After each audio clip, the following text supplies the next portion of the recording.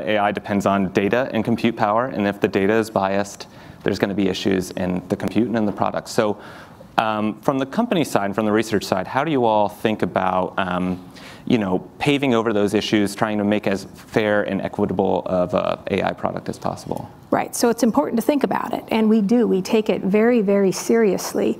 But if you just imagine a pool of data, and that data is now going to be used to train an AI algorithm, there's no pool of data that's perfect, right? And so, and particularly when you start to talk about social impact and social uses of it, you want to make sure that that data is the best data possible. And you want to make sure that you go into it knowing there's going to be some bias in the data, which is why you still want to have humans involved in the equation. So for instance, you mentioned I'm an engineer.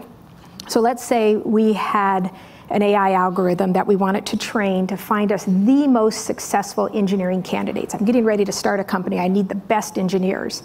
I might say, let me search back in the pool of data that I have on engineers, and let me try and find what will be the attributes that would make the most successful engineers. So I might look at skills, at training, those sorts of things.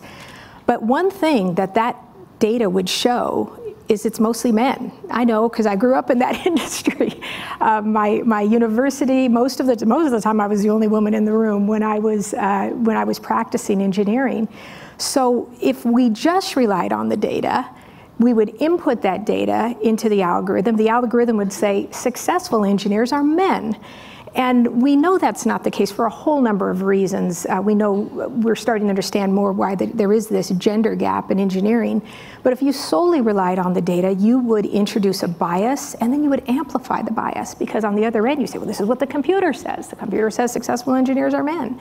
Those are the sorts of things we have to take the utmost care in and ensure that we have a human involved in that equation who understands, well, this data might be slightly tainted. Yeah, and I find that part of it really fascinating, the idea that you could solve these problems of sort of recruitment bias and that sort of thing with the computer.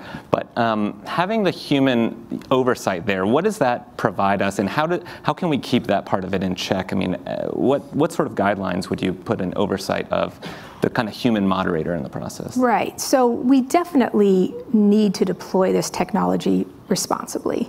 And a couple years ago, about mid-2016, our CEO, Satya Nadella, who had been thinking about this, introduced a set of principles. And he said, as we develop this technology, we need to ensure that we have protections in place for things like fairness, safety, security, transparency, accountability. You heard the senators bring up accountability, privacy, inclusiveness.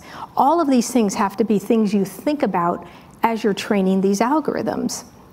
And you have to do so with a core of empathy. And you have to ensure that as you're training the algorithms, you're doing so with dignity. Because again, as you said, we could be using these algorithms to help us find the best candidates for jobs, or maybe to accurately diagnose a medical ailment, and or maybe even to get a loan. And we want to ensure that we have those sorts of protections in place so that the algorithm doesn't spit out an answer that you just take as the final answer.